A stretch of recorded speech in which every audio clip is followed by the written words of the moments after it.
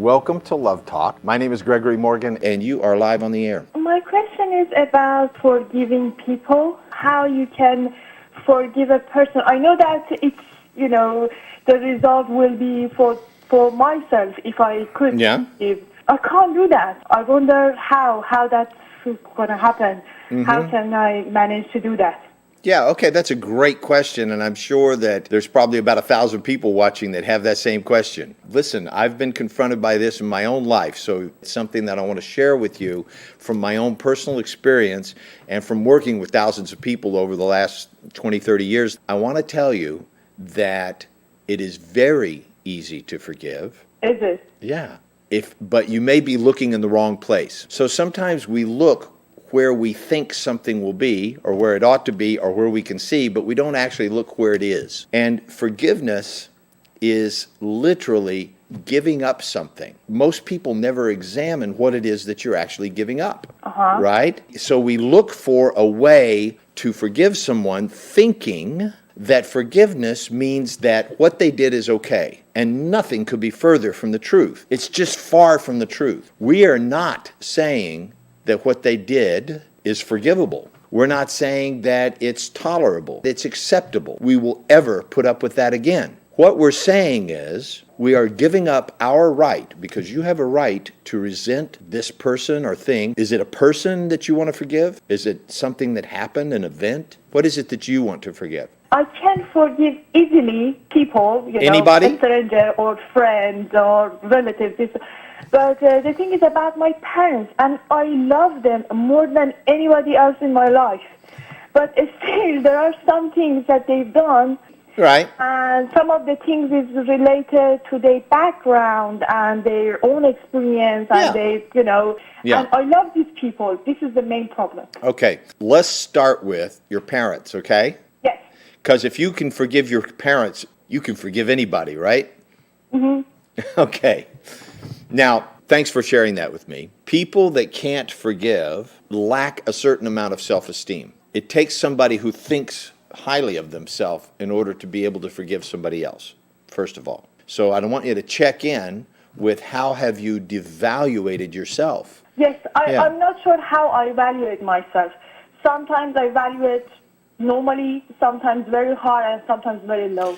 Yeah, and it is in those low times when you don't think very much of yourself that you're not big enough, if you will, in your own mind, not because it's the truth, but in your own mind. You consider yourself not big enough to be able to forgive. But let me tell you what it is when you're forgiving. You're simply giving up your right to resent someone else, to resent something. And the word resent is related to the French word ressentir, to re-feel again. Sentir means to feel, but ironically, it's also the same word for smell, sentir, the senses, right? The nose. Yes. Reserving the right, and you have this right. You have a right to completely destroy your own life and to be miserable, right?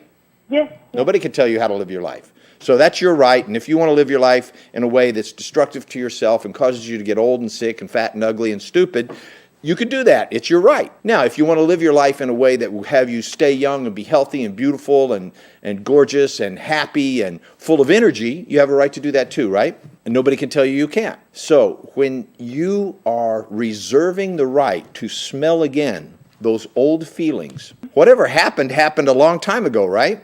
Yes, yes. And you can't do anything about it. It's gone. Yes, exactly. Right? So if you could go back and change the past, you would, but you can't. Now, the truth is, hypnotherapy, I actually have people go back and change the past, change their experience of the past. It's a very, very powerful process that I do with my clients called a complete breakthrough session, in which we use timeline therapy, in which I take them outside the stream of time back to the original incident. They're called ESO, significant emotional experiences, happened. I take them back to a time that was an hour before that happened so that they can watch it happen from a place of safety above the stream of time and above the actual incident. And in that state, from that point of view, you're able to see the incident, and from there, you learn something that was not available to you before. And whatever it is you learn is what you learn. All learning is on a subconscious level. all learning is on a subconscious level. It may come in through the conscious mind, but it gets retained in the subconscious. So when you learn something, when you know something, like your name or driving or how to brush your teeth, you know that. When you know things, it's on a subconscious level. It's automatic. It's deep, right? Yeah. Through hypnotherapy, I take people back to that place before the original incident. The truth is there's a whole string of incidences, right? Mm-hmm. There's not just one thing. There's a string of incidences, and they're kind of hooked together like a string of pearls. When you break that string, all the pearls fall apart, and that you could never have that issue again. It just falls apart. And what you're left with, once you learn the lesson, once you learn the learnings, on a subconscious level, there's nothing to forgive. You get to a place of consciousness and awareness, spiritually, emotionally, mentally, and physically. It's registered in the neurology and the nervous system. That issue just never comes back. It's just gone. And so saying I forgive you is almost kind of beside the point. It's just for yourself that you say it. It's very cathartic experience, and a lot of times people laugh or cry, or they have like a bewildered look, like I can't believe I spent my whole life resenting this and carrying this around like a burden and holding it against the other person. And at the end of this unfinished business, the process that my wife does and that I do, at the end of the unfinished business, what there is left to say for many people is often we hear them asking the other person, please forgive me for carrying this around, thinking all these bad thoughts, saying all those bad things about you, making your life miserable. You know, for my entire life, I've held this against you. Please forgive me. The forgiveness is for you. Is there any technique I can do it myself, or do I need a professional help? Yeah, this is one of those don't try this at home, kids type things. You know, it's not like something I can just give you a CD and say, here, go do this. Because there are some like a practice at the end of the unfinished business, because I've got that book. And yes. At the end of it, there is something, some instruction, like a yes. practice you can do it. And absolutely, yes. Unfinished business. It doesn't really work. I mean, not at the level that you can get rid of it for the rest of your life. Well, I'm not saying that it doesn't. Some people are able to do that unfinished business process that's in the book and be able to complete something for themselves and on their own. So I'm not saying that that doesn't work. What I was referring to was I couldn't teach you how to do timeline therapy where you go back in time and all that stuff over, in a book or on a CD or something. How long does it take, you reckon, if I book for a hypnotherapy or something? How many sessions do I need to complete? Well, I have something that I highly recommend to everybody. I've paid thousands and thousands and thousands of, probably well over $1 million for my training throughout the years. So I've never had an issue with paying for my training. I needed it. I had a lot of stuff to forgive. So, I think it was money well spent and time well spent, and I would do it all over again. I do a personal breakthrough session. It's like 8 hours of therapy with me. It's over a 3-day period. Mm-hmm. 8 hours. Okay? Yeah, it's about 8 hours, it's 8 to 9 hours, and then it's an unlimited phone access to me. If there's any questions or clearing up or follow-up to do about that, then you're welcome to call me and follow up, as long as it's about that specific problem and not some other one. You know what I mean? Okay. Yes. Yeah. So the people that do these breakthrough sessions with me, we address a specific issue in their life and I work with them. Part of the work I do with them in the first few hours is to get to the core of what really is the problem. Because a lot of times people say, well, this is my problem, but underneath that there's something else and something else, until we get down to the core problem. And then we address that one, all those other ones go away. Yeah.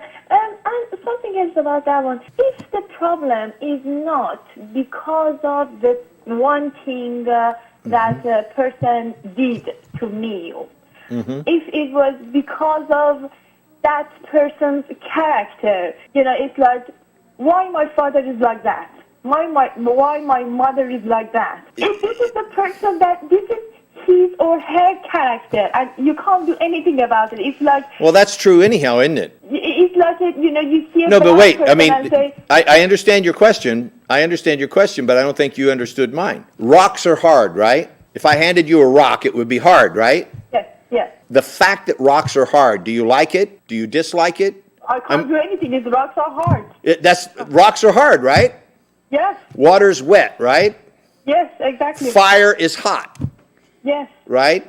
Yeah. Your parents are like your parents are. Yes. Yeah. But you know. Quit complaining about it. Yes, I know. That's how they are. You don't have to like it. Yeah, that's absolutely true. But I all the time think that if somebody wants to have a child, they should actually assess themselves and if they are entitled. That's all about your. That's your opinion about how that's about as valid as, well, I think that if something is going to be a rock, then it should consider that, some people like soft rocks. That's how nonsensical it is you're thinking. I understand that you're thinking that way, and I'm not trying to make fun of you or be flippant, but there is a kind of fantastical, childish thinking that we're supposed to grow out of at some point.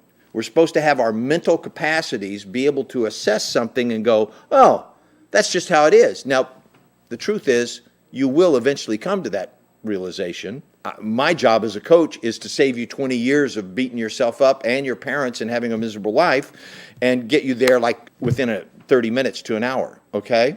It's pretty hard to do on the telephone, on TV, but sometimes I've been able to have people have breakthroughs and realize that, hey, you know what? My parents are listen, if you were raised by your grandparents, their parents, and lived in their generation at that time, you'd probably be like them yourself. Do you see what I'm saying? They are a product of the conditioning they received between the ages of 0 to 7 years old, and then whatever happened after that. Significant emotional events that happened in their life. I don't know, they lived through a revolution in their country. How old are you? I'm in my 30s. Yeah, so your parents, you were born during a time, your mom was probably pregnant while they were having a revolution. Before that. Well, okay, but right around that time, yes? Yeah. Yeah, so here they are with a brand new child having to flee their country. And I'm willing to bet they probably lost some money and a house and a bunch of other stuff. They think back to their background and their value, and the main problem was that actually my mom acting like her father, and the father was like a mother. Yeah. I mean, their role was different, and they played different roles, and that was the thing that I hated all the time. And I was saying, why my mother is that strong and my father is that weak, and you know what I mean? I got it. And you know what? That's in the past, and while you can do a personal breakthrough session and you can go back to that past and learn the learnings, there are subconscious learnings that you as a spirit incarnated in this world with those parents to learn. Now, I know that sounds a little woo-woo. However, that's my experience, and that's what I promised I would share with you on this show. My experience from having gone back in time and dealt with situations that happened before I was born to my dad, okay, that were the source of how he behaved and how he behaved towards me. And I've gone back and dealt with that and healed an entire lifetime of pain like that, okay? Yeah. Like that, like in a matter of hours, not days, weeks, months, therapy, and all that stuff. Now, it took me about 30 or 40 years before I found the person that knew these processes. At the time I was born and growing up, these processes didn't even exist, okay? The processes that I'm talking about stand on the shoulders of, about a century of psychology and very, very that's true. Yeah. Brilliant teachers who have taught and learned from somebody, then they took it to the next level and took it to the next level. So I understand that. We're able to do but something lack of now knowledge very quickly. Is one of the things, but one of the other problem is that I'm referring to my parents, especially the mother's side. Yeah. That she is very knowledgeable, especially in this field, educating and, training people to be like this, to be good, and she never accepts that she did something wrong. That's the problem. She didn't do anything wrong. She didn't do anything wrong. She didn't do anything wrong. She just did what she did. No, even if something wrong happened, I didn't mean it. Yeah. And, Yeah, she just did what she did. That made me angry. Yeah, if rain falls from the sky and gets on you, is it personal? No, What if you just had your hair done and got your best dress on and just got your car polished and it falls all over all of that? Is it wrong? Well, it makes me upset. You don't like it, Yeah. but don't. it's just what's happening, you see. Yeah. It's not right or wrong. So what I'm saying is your mother didn't do anything wrong. Your mother did what your mother did with her life and with her children and with raising you. When it comes right back down to it, back down to you and your original question, how can I forgive? You can spend your life resenting that and making her wrong. And I'm going to tell you something I know about you because I know human beings. This has affected your relationships with other people, particularly men. This has affected your finances and your career. And now it's starting to affect your health and your well-being and your sense of happiness and wholeness and your vitality and your will to go out and do something with your life. And you're using this as an excuse, like to blame, for you not being successful in your life. Now, how do I know that about you?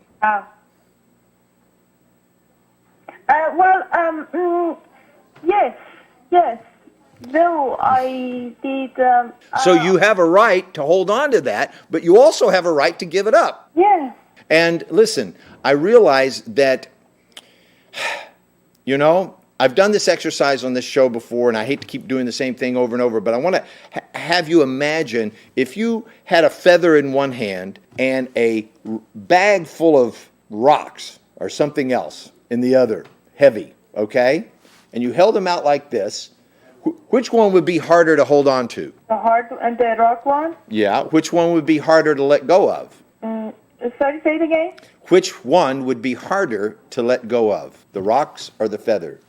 The rock. They would be harder to let go of than a feather? The feather would be easier to do. I want to tell you something. They're both equally easy to let go of because whether it's a rocks or a feather, all you do is stop holding on. You just let go. Yeah. That's all it takes. You need to let go, simply letting go. And you've gotten in such a habit of holding this heavy thing against your mom, and you're getting juice out of it. You know what I mean by juice? You're getting some mileage out of it.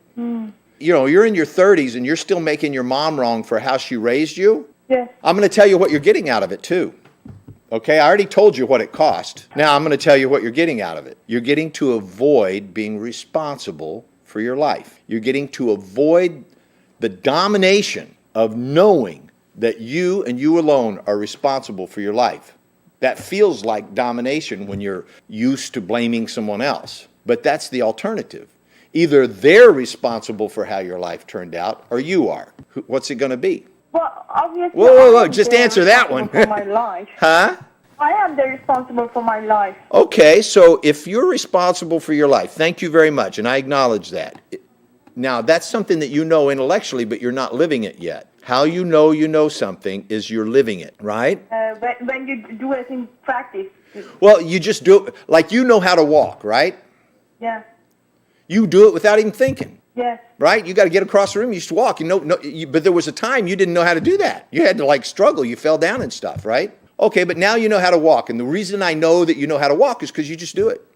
Same with driving a car, same with eating, same with drinking from a glass. Thank God we learn things on a subconscious level so that we don't have to think about it. If we had to think about it, can you imagine nobody would ever get to work? Because every day we would have to learn again how to get dressed and how to drink coffee or walk or drive a car. We would have to learn everything all over again. So it's a good thing that we learn things on a subconscious level. Yeah? So you've learned it on a conscious level. Yeah, I'm responsible for my life because maybe you've took some seminars or read some books or you thought about it. But now you need to integrate that into your actual self. I really am responsible. No kidding. Whoa. Yeah. Yeah. And I'm destroying my life with this making my mom wrong thing. Right? And then give it up. Let it go. Just let it go. Because it will take you down.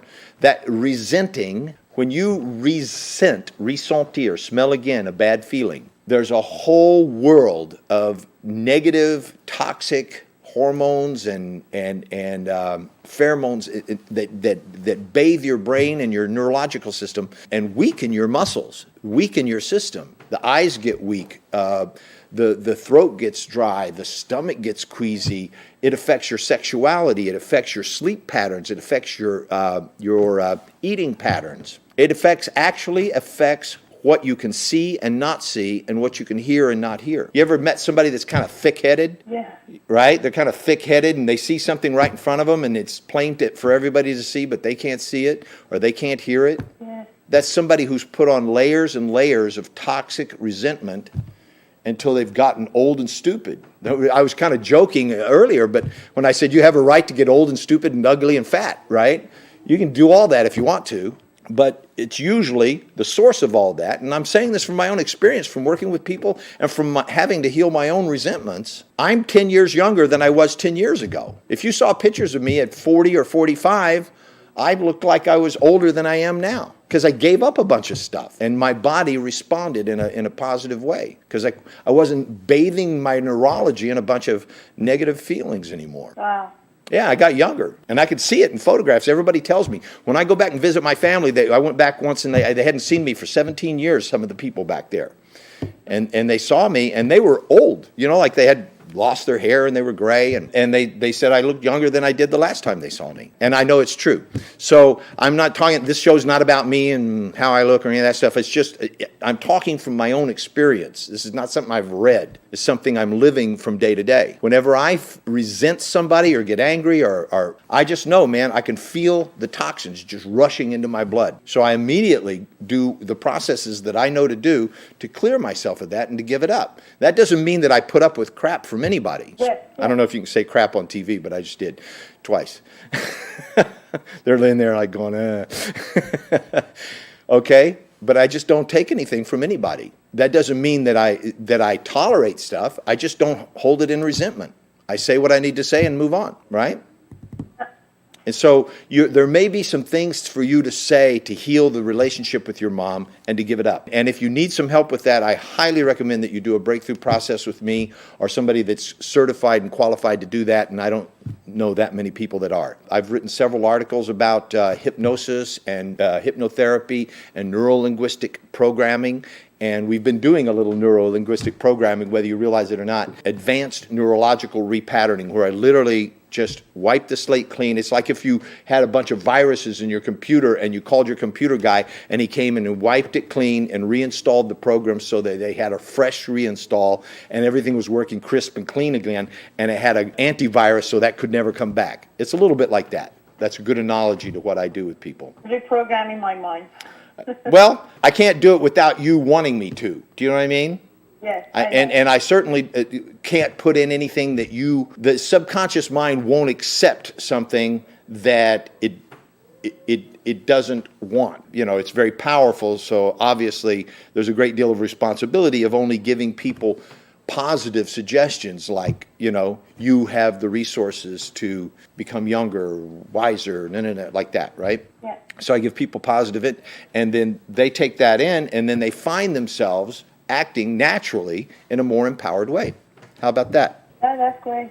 Great. So, Thank you very much for your help. thank you for your call. Thank you. All right, bye-bye. Bye. I'm live on the air with a lady from Washington, and she left Iran at age, how old were you, dear? 10 years old. At 10 years old, she was told that she was going to be leaving for about 3 months. It's about 30 years later. Yeah. Yeah, and she's still here, never got to return to her homeland and back to a previous situation. And I was explaining to her that is definitely an upset. And an upset is composed of three major components. You'll see this in all different in every upset. A thwarted intention.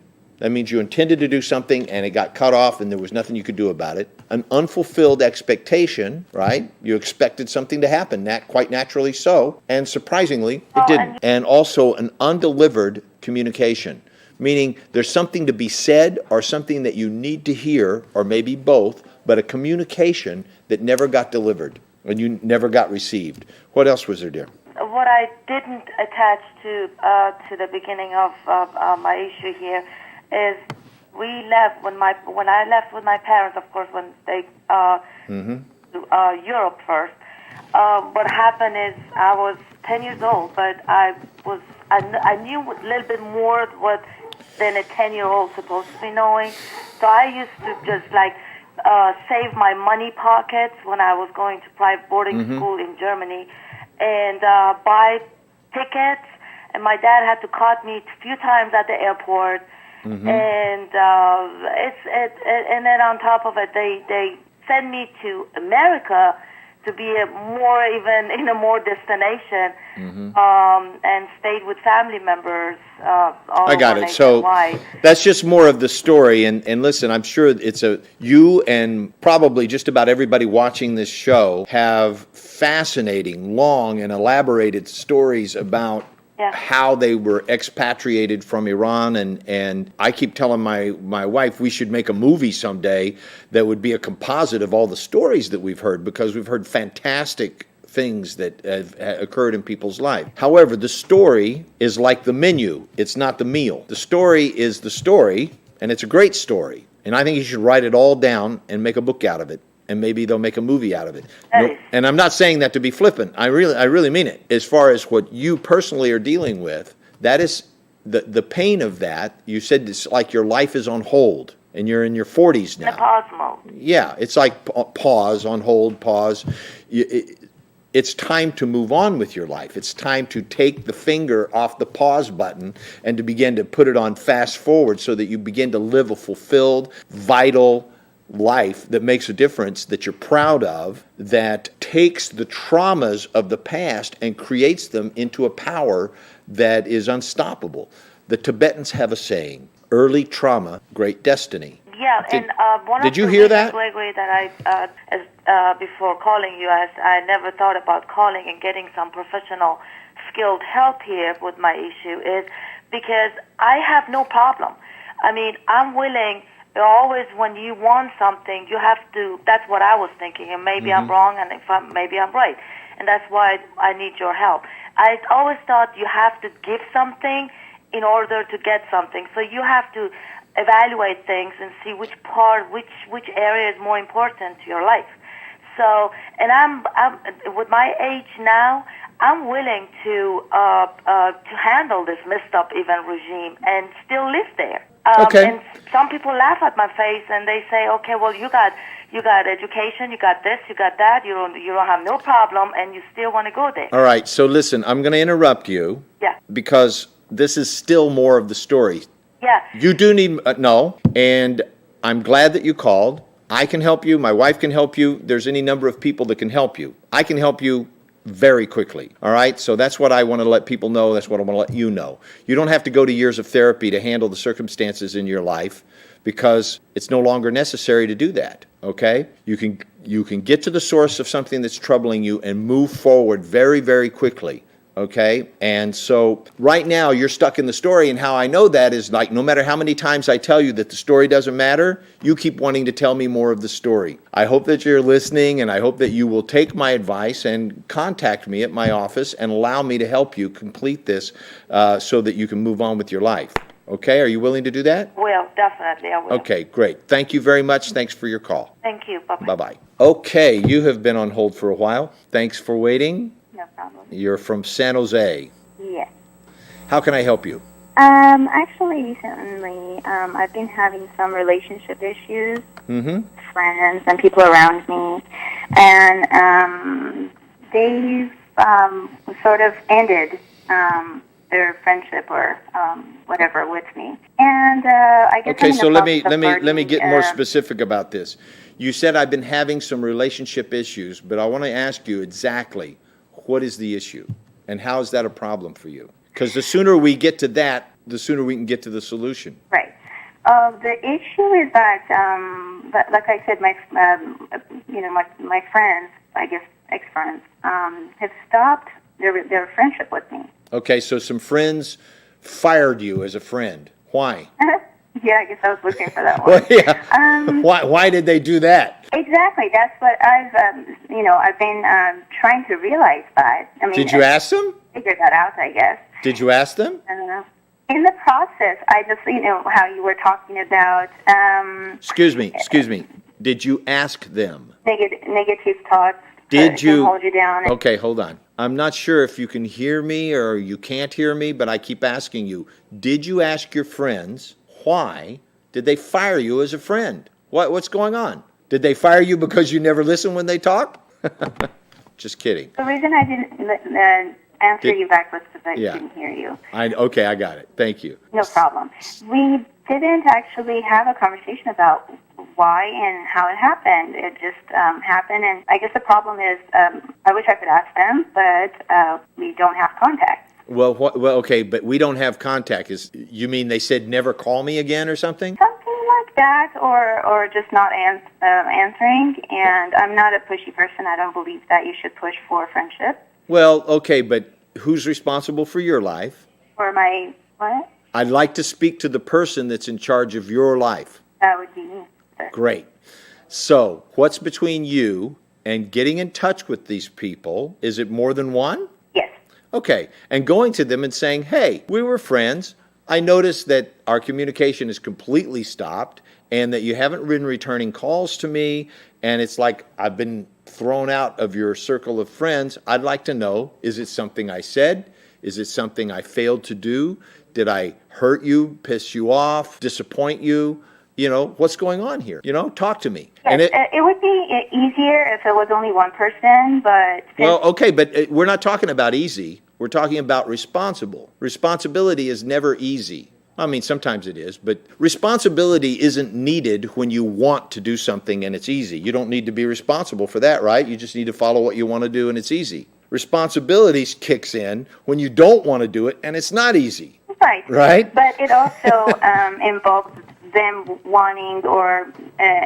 Well, that's true. If they don't want to talk to you, then they need to tell you, I don't want to talk about it. But at least you need to give them that opportunity. What if I already have that impression? That's what we call in hypnotherapy a mind read. It's implied but not implicit. You suspect it, but you don't know it. How you know it is they said, I don't want to talk to you, either written or verbally. Then you know it. What if that's the case? Well, then... I just want to... Yeah, well, then that's a different question. But if they see, I'm of the opinion, and in my experience, anything can be handled through communication. And communication takes responsibility, it takes commitment, it takes not blaming or making somebody else wrong. So going to somebody and saying, hey, have I upset you? Did I do something that you didn't like? What's going on? And if they say, look, I don't want to talk to you, that doesn't mean you can't talk to them. Okay, well, look, I want to talk to you. Will you listen? You don't have to talk. Let me talk. Mm-hmm. I care about you. Your friendship is valuable to me. I would never want to do anything that would upset you or hurt your feelings or make you angry or disappoint you or embarrass you. I don't know. If I've done any of that thing, I want you to know that I take complete responsibility, like 100% responsibility for whatever it is that I did that upset you. And I apologize. And if you'll just tell me what it is, I promise you I'll never do that again. Because your friendship means something to me. That's simple, just to explain, is not something that I can fix overnight or something. I think the reason... I think you know what you did. Yeah, the reason could be my life and the choices I've made and how I'm handling my life. I guess that's something that they might not want to have anything to do with or deal with. Okay, well... That's not something I can change. Maybe they're either very good friends. You know, I've had friends that I've had to tell them, look, if you're going to continue in this vein, being a drug addict or whatever, you know, I'm not going to be around because I don't want to hang out with people that are drug addicts. So what's it going to be? And so I've had to have those kind of conversations with people in my life. So I don't know, whatever it is that you're doing that they don't want to be around, maybe they're doing you a favor. So look, here, I don't want to keep having a conversation in the dark because here's the thing. You started off with, I've got some relationship issues, which was a little vague, and I got you to narrow that down to, well, my friends don't want to be my friends anymore, and that's still a little bit vague. And I said, well, is it something you did? And you said, well, maybe because how I'm living my life. So really, what's going on? Because I have a sense that you know exactly what's going on. I kind of do know what's going on. You kind of do, or you do? That's the reason why I'm kind of going through these questions the way I am is because I want to actually get to this part. How can I not let myself get hurt Well, And that ain't going to happen. That's not going to happen. That was my Okie thing, ain't. That's not going to happen. If you love people and you live life, guess what? You are going to get hurt. People get hurt in life. So going around living your life trying not to get hurt is not a very smart way to live. I suggest that you live your life to the fullest and take your lumps. Sometimes you'll get hurt, and just know that that's how it is. That's like saying, well, I want to play football, but I don't like that part where they bump into me and tackle me and stuff. Can we not do that part, you know? I was It's not listening to football. your conversation with the other lady who called about her parents and how she was upset, and how her holding on to those feelings kind of affects Right. her life and who she is and everything. And Yes. same thing happens with your in a relationship with other people. Right. You see, that's what I'm trying to avoid is to holding on to the feeling that why things are the way they are until I figure them out. Well, okay, but I think you've already figured them out. What did you do that made your friends want to get rid of you? What did you do? Honestly, I Honestly? don't know. You're just going along, everything's fine, everybody's having a great relationship. You're like in touch with each other, you're sharing fun and love and communication together, and all of a sudden, bang, they just shut you out. Pretty much. I mean, I did have some issues in my relationship with, my personal relationships, and after Well, that, some issues is still a gray way of talking, right? So I'm kind of drilling in with you because you called and asked for my help, and one of the things I'll point out to you, or I'd rather not report it out repeatedly, if I'd like you to just get it, that you're very vague. You don't talk straight, which makes you untrustworthy, you see. It makes you untrustworthy because you like to hide in the shadows and speak in gray areas and imply things with words rather than just saying it what it is. I've asked you several times, and I know that you know the answer. Now, how come I know that? You might want to ask yourself. yes, but the reason is I can't come up with all the, like I said, there's few people that recently have, Tell me shut down one their thing friendship straight. with me. Tell me do you one want me to thing. go through all the reasonings? Or? Tell me one thing that you know that you did that had one of your friends move away from you. Tell me one thing. I guess getting upset at them. What'd you do? You yell at them? Repeatedly. No, just Get being up- objective of their point of views and the way they looked at things. Or Okay. Well, listen, when you're ready to talk straight about this, I will be glad to help you. But right now, you're being evasive, and I would imagine you didn't just start doing that just now. You probably do that all the time. I don't think people call up here and talk to me and act completely differently than they act in the rest of their life. So what I'm hearing is a person that is not willing to be truthful about their own life. Therefore, there's not anything I can do that would actually support you other than to keep telling you that. You're not straight with people. You're not straight with yourself. People don't just fire their friends for no reason. yeah, but I don't see how that became an issue after so many years of friendship. Well, maybe they had enough. Maybe they got done with that. Maybe they wanted a higher quality of friendship. Maybe they felt like they couldn't get through to you no matter how hard they tried, because that's how I'm feeling. I'm about ready to end the phone call for that reason. I can't get through to you. You're hiding in the smoke from yourself with no commitment. I just have a lot of questions. I feel like I need to get answers before I can answer those questions. I know, but that's just more smoke. Okay. That's just more smoke. You know it, and I know it, okay? I know the difference between somebody who wants to get a question answered and they're willing to not only tell the truth about what their part in it, but hear the truth so that they can move on, and somebody who wants to just drain the energy out of the situation by hiding in the smoke. Hello? Maybe sometimes I worry that what if the answer is just stupid and it's going to make me realize that my friendships were cheesy? Well, whose life is it? This is more smoke, okay?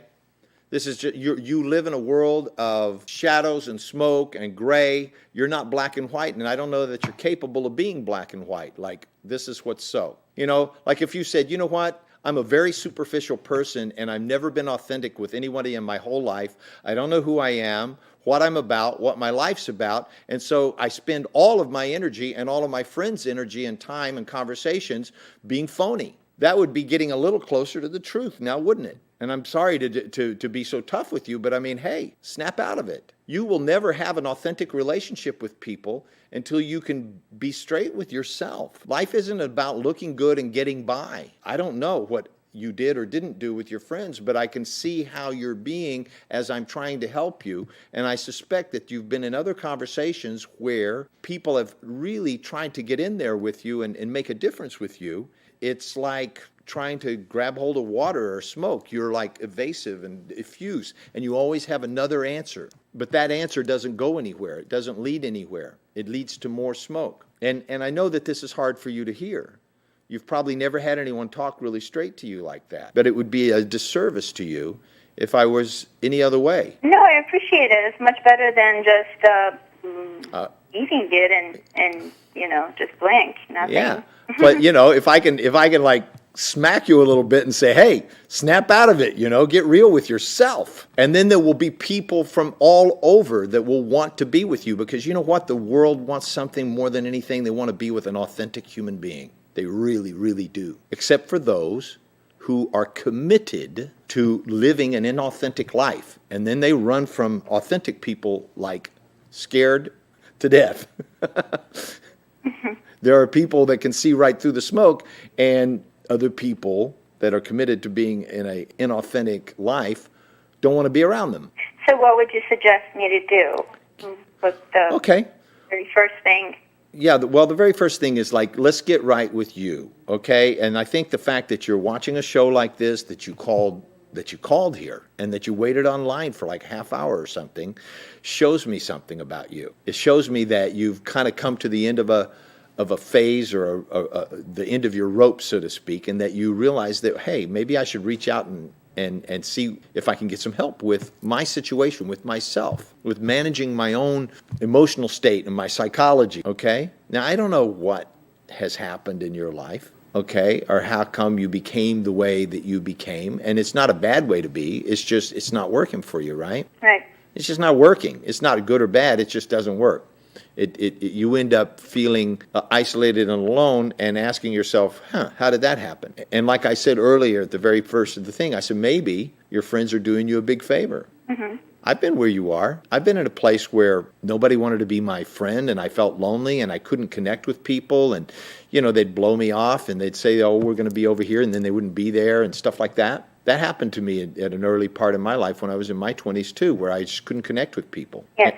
And it took years later, but later I found out, the whole world, my whole life was all about me and looking good, and I was completely superficial and trying to impress people all the time because I didn't feel very good about myself. I didn't, I really didn't feel very good about myself, so I was always kind of putting on a show and making myself look better than I actually felt about myself. And I think people just were bored and tired with that and didn't want to be around it. And they did me a favor by leaving and letting me have to, it would have been great if they had told me the truth and helped me sort it out. But now when I look back over the years, I see that people did try to reach me and they couldn't. Yeah. So that's why I give myself permission to sort of get hard with you, because you maybe need somebody to sort of like penetrate into that shell and say, hey, I see you, and wake up, and this all works out.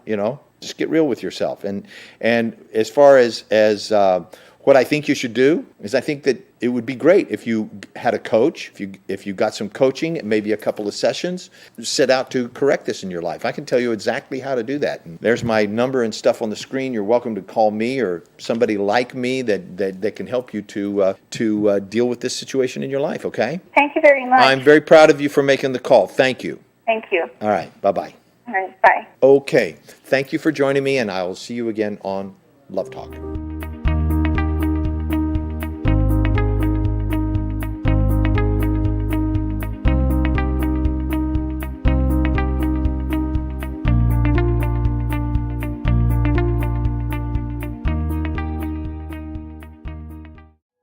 A haven for the weary soul, a source of inspiration and community, redesigned to bring you meaningful experiences and unforgettable events.